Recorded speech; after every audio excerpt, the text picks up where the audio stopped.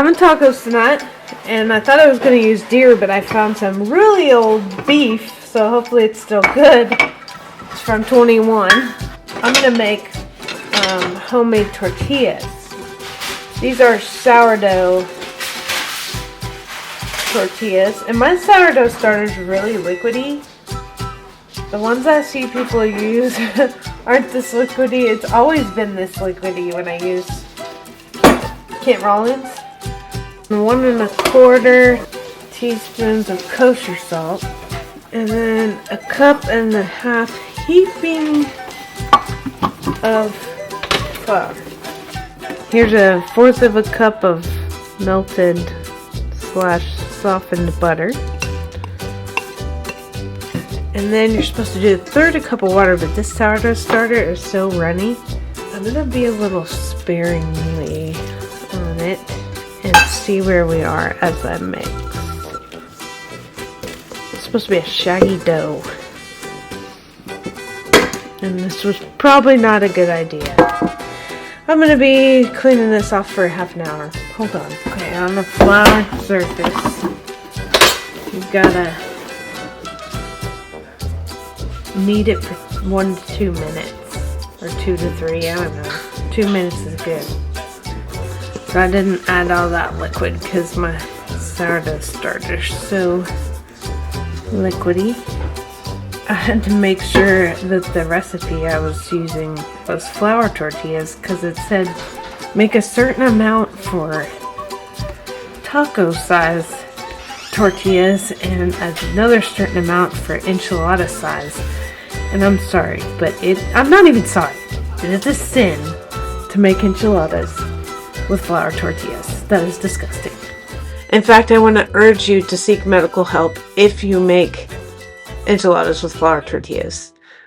I don't really know how to knead dough, so I just knead it like I do clay, like I was taught to make a ram's head in the corner there. So it works. Now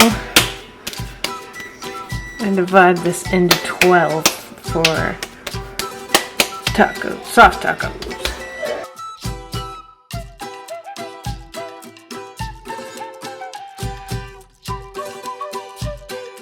Okay, and they have specific instructions on how to roll a ball. The dough doesn't know how it's rolled. And then we're going to cover it and let it rest for 30 minutes. I'll just be rolling my balls. I'm almost out of my taco seasoning, so I gotta make some more, as it were. Need a tablespoon of chili powder, full tablespoon, 2 teaspoons of ground cumin,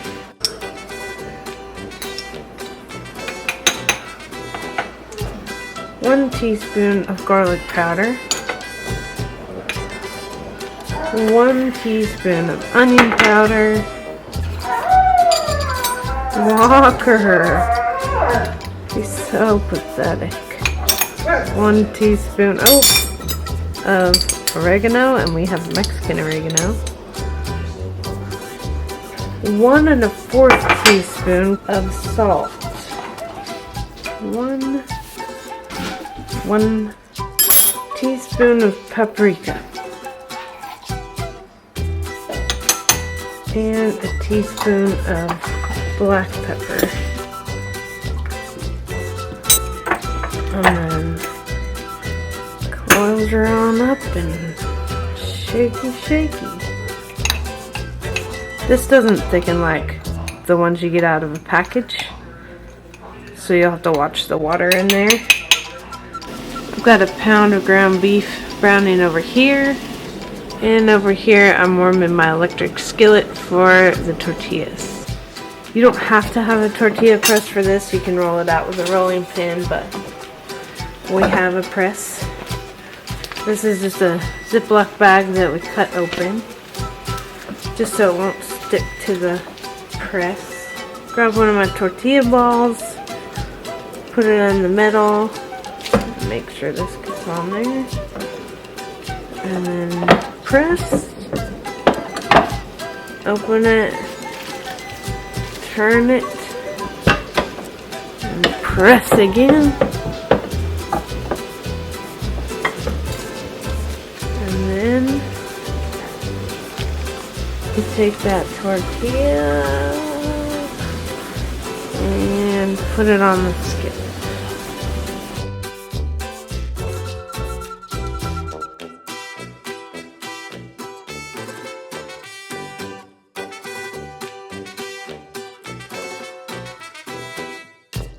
And then I just come over here and check. I don't know how long they take. Not very long. You can use tongs if you're, you know, that kind of person. My meat is browned and I drain the grease because this is actually not Longhorn. This is from 2021. I found it at the bottom of the freezer. So 2 tablespoons of this taco seasoning. Keeping my eye on the tortillas at the same time, and then half a cup of water.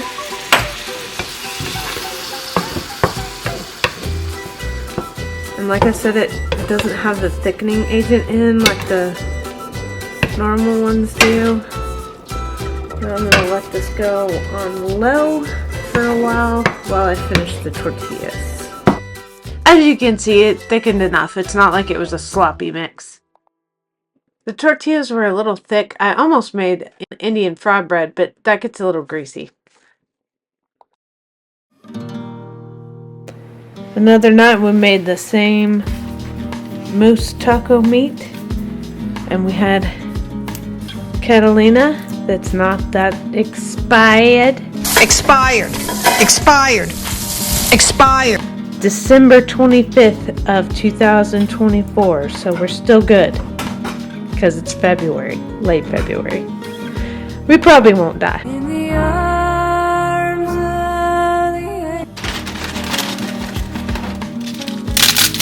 the... These are probably not stale.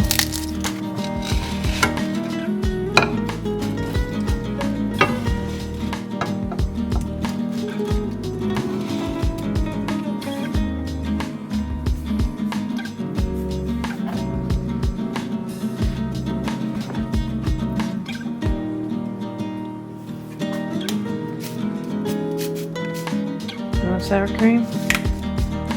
Hold your horses. I don't have any horses to hold because you won't let me have one. Oh.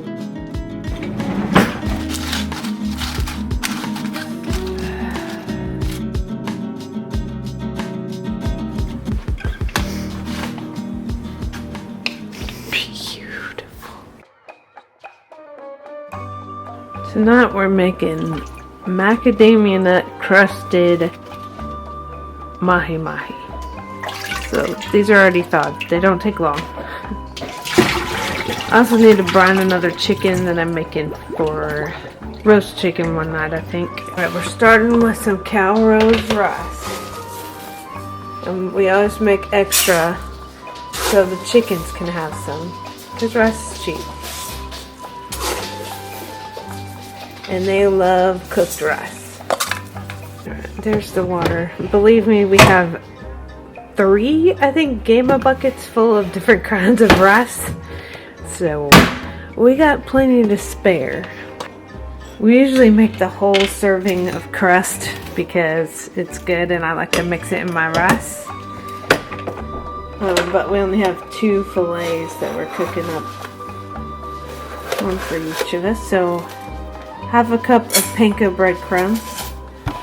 2 tablespoons of all-purpose flour. And then we're gonna have to cut up 1.25 cups of macadamia nuts.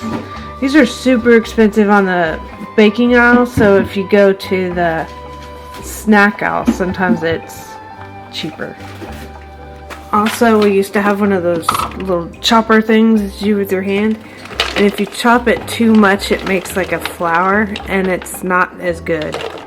Especially if you do it in cookies. This is what I used for the chocolate chip cookies the other day. But I keep these in the freezer so they won't go rancid. Especially these ones with a lot of oils in them. And they're super expensive, so I want them to last. And I'll just add that chopped macadamia nuts.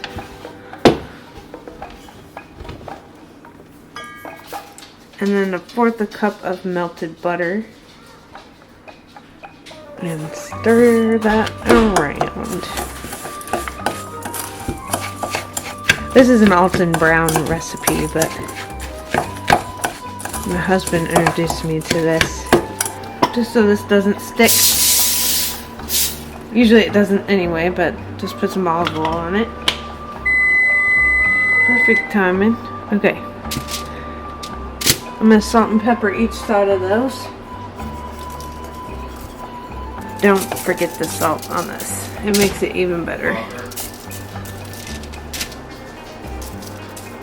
Then these are going to go in here for just 5 minutes on 425.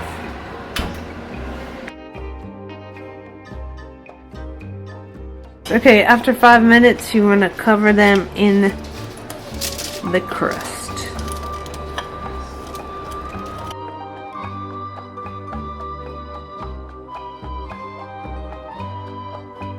Now about 5 more minutes until it's golden brown. Sometimes it's sooner than that, so keep an eye on it. I had to add a couple more minutes, but there it is. And I cooked up some canned green beans back here. They're a little hot. And the rice is done. This meal is always delish, unless the fish is too fishy. It's a thing. It's 20-something degrees, and the feels like was 4 this morning when we were at the farm. So we're gonna make some chili. I'm using some beef from I don't know when, 21, and some deer meat from 22. Oh goodness. Oh. You have to turn the burner on for that to get brown, because otherwise it'll just sit there. This is some chili base that I made and canned during the preservation challenge. And I wrote down what ingredients, you know, what through what were in here. I'm going to get a little bit of water and get all that stuff out. I'll translate for myself.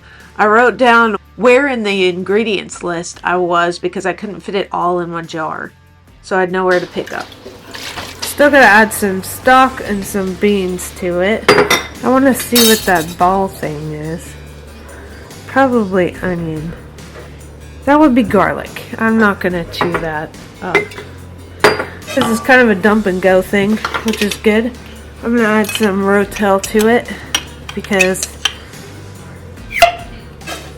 even though I wrote down what ingredients were in there, I don't really trust what I had written down. Pinto beans. And some kidney beans.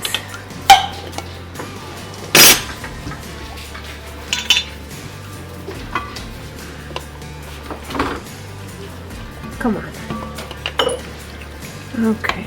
And that is going to simmer while I take a shower and pack for the farm tonight because we have one goat that's close to labor, and since it's going to be 17 tonight, I want to make sure and be there. She's in my shop right now, so and then I got to get everybody water in the morning because it's going to be frozen. I wanted 3 cups of broth. Oh. I'm using beef stock and it's got some fat on the top. There, our chili is done simmering. I am showered and packed and ready to go. We got these Italian bread boolies. So I'm going to cut the middle out and put it in the microwave to heat it up. This is a meat eater recipe and it's heavy in chilies and adobo. It's so good and it was perfect leftovers to have at the farm when I was so cold. I brought this chicken 2 days ago. 2 days ago? No. For a day and a half total. And I've done that before, so if you haven't seen that video, It's in the first week of the pantry challenge. I have a rotisserie function on my air fryer. I'm just tying the wings and the legs because when it spins it hits the bottom of the burner and sometimes keeps it from spinning. Here's my air fryer thing. One side goes in the little spinny part and one side is like the stationary part. This is gonna go on 350 for an hour. Just to make sure it turns. There we go. And if I didn't say before, I brined it and then for a day and a half and then I rinsed it off this morning. I have this big cast iron on medium heat and I'm gonna make some butternut soup. I have these canned buttnuts and I need to get through them. Oh my gosh, it's so cold. It's so cold today. That's 3-ish equivalent, and I will be using the assistance of my garlic dude. We need a couple tablespoons of olive oil, some onion, and it's a good thing this is my last bag because my onions in the garden are going to be done probably by May. They've been in there all fall. Okay, 1 large onion chopped. 1/4 teaspoon of sea salt. And then we cook this until it's translucent. Translucent. You're supposed to add cracks of fresh black pepper, but we're not that fancy. Okay, this is close, and this recipe doesn't use canned, so I don't have to cook it as long. So I'm gonna go strain this. Yep, I'm gonna go strain it. Since these are already cooked, I'm just gonna put it in here to heat up. And then we'll see where we are. Because you puree it anyway, so it smells like pureed pumpkin. Smell that. Okay, let's see if my garlic dude's ready. Oh yeah. Oh yeah.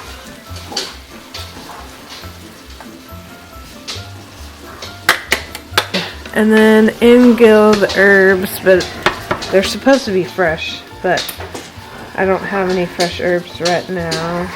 1 tablespoon fresh sage, so I'm gonna put in a scant 1/2 tablespoon. That much. Yeah, that'll be good. 1/2 tablespoon fresh rosemary, but I'm definitely not going to put that full. I'm going to do 1/4, and maybe not even that, because rosemary is powerful. A teaspoon of fresh ginger, so 1/2 teaspoon of the powdered stuff. And then you're only supposed to cook this like 30 seconds before you add the broth. So I need to go run. Oh man, I just got hit with some rosemary. Gotta go get my broth. Hold on. You're supposed to use 3 to 4 cups of vegetable broth, but ain't no vegetarians in this house. So this is chicken broth. And this is 4 cups. So I'm going to start with 3. You're supposed to cook the butternut until it's tender, but obviously it's already tender through the canning process. So I'm going to add another can of butternut because it's supposed to be a 3-pound butternut roasted. So hopefully that's closer to the texture. I'm going to blend it later. Okay, this has been simmering for 10 minutes. And now, I might take it off. I'm just going to move it right here.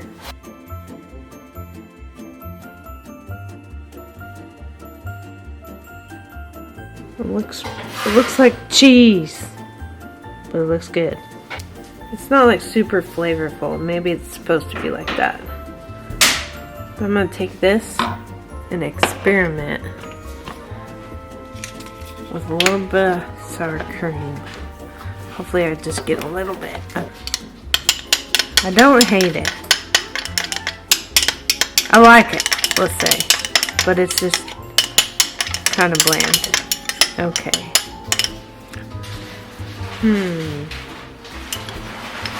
It added tang. Okay. I like it with sour cream, but Derek still does not. I think he just doesn't like butternut. So, I'm gonna make him some corn.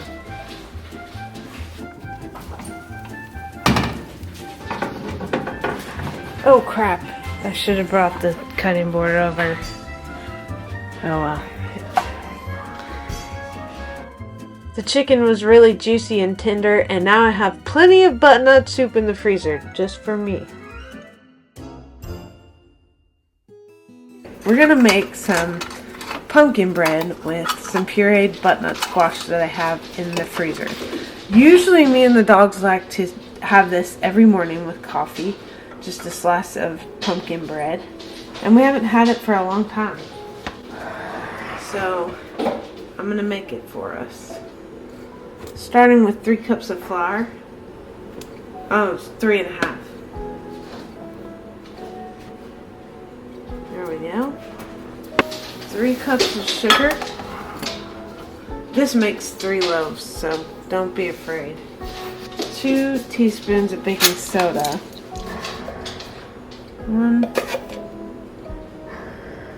2 teaspoons of baking soda. 1.5 teaspoons of salt. 2 teaspoons of allspice.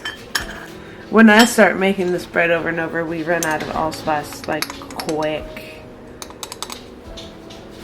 1 teaspoon of baking powder, of course, after I get other spices on it. I do this all the time though, I don't care. 1 teaspoon ground nutmeg. Oh.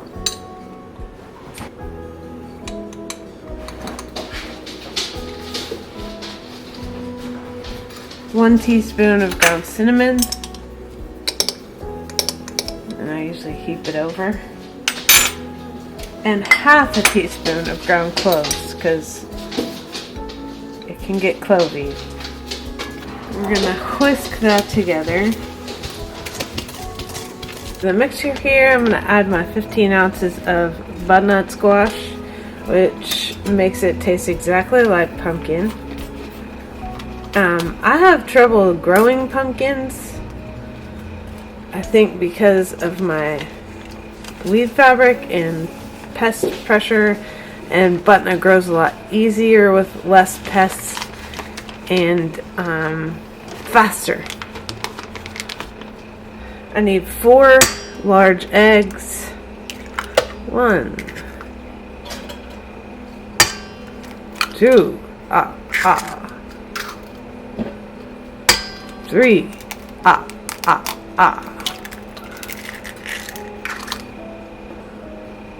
4, Into that goes 2/3 cup of water, 3/4 cup of vegetable oil, or whatever fat you want to use. And then we mix this.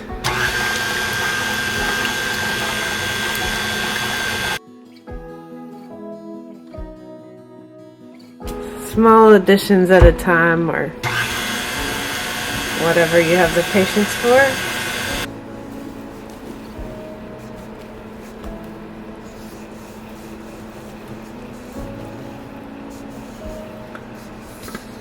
I'll just dump the rest in.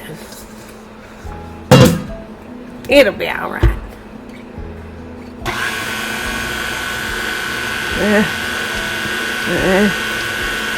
Okay.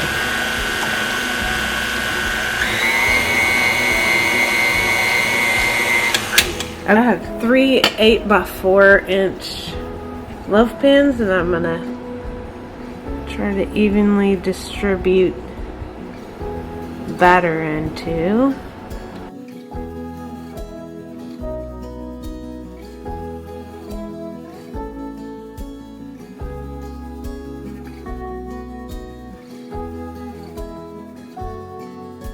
into a 350-degree oven for 50 to 55 minutes or until the middle is done. These cook for 50 minutes and they've been cooling in here for about 10 minutes. And now I'm going to hope that they release. Oh crap. Okay. There it comes. Come on. Okay. 2 of these I'll wait till they're cool, wrap them in saran wrap, and then wrap them in. Then my camera died, but I'll wrap them in freezer paper and put them in the freezer. I wanted to talk a little bit about this challenge and how it has been a challenge, but not in the same ways I thought it would be. We've noticed that we don't really need to go to the grocery store all that often. We have gone for dairy and some vegetables and bread. So that was our rules, and we could live without the grocery store if we just omitted those or made our own bread. But in the last video you've seen the patience that I have for bread, and it is not there. If we ever move to the farm before we die, I may have the time to come in, knead the dough, let it rise, and then go do chores, and then come back and, you know, talk to it and pat it and give it positive affirmations or whatever you're supposed to do with bread. But for right now, I can't. I've also found my limits with this challenge. I'm doing 2 videos a week, which is a lot of editing. Another thing that bothers me is having a bunch of empty jars. Like, I have 2 rows here of empties, like 4 or 5 rows of empty jars, and there's plenty of empty jars under here, which is really good for the preservation challenge in August because I have all these empty jars. It's just like my mind is like, oh, I need more stuff on the shelves. You know, there's certain things that we haven't used. I don't think that I'll ever can potatoes again. Now, potatoes and stew is just fine, but mashed potatoes with canned potatoes is ugh. Our neighbors across the street are attempting to retire, and they keep extending, but they were like, oh, we're gonna have to do what the Skinners do and like make meals and not eat out as much. It really is a money saver when you can cook meals at home, and you just kind of have to get into that rhythm of getting home, making dinner. I kind of see it as a challenge. Like, I'm real tired at the end of the day, but if I can stand there for a little bit longer, once I'm done with this one, I'll be so proud of myself. And if I push through it, you know, we'll have a home cooked meal and we can be proud of it. It's really been fun. It's been a whole lot of work on the editing front. I want to keep all y'all that are just watching my recipes and watching me cook and mess stuff up all the time. Another thing I really tried to bring y'all is different recipes from everybody else.